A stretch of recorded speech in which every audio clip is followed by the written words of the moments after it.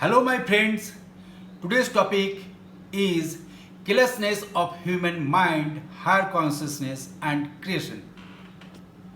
Since the creation of human societies, mind has been programmed, conditioned to be in the status quo. It likes to remain in the old, known, comfortable zone. It is in the habit of procrastination. That kind of mind cannot reflect consciousness, cannot bring any phenomenal change.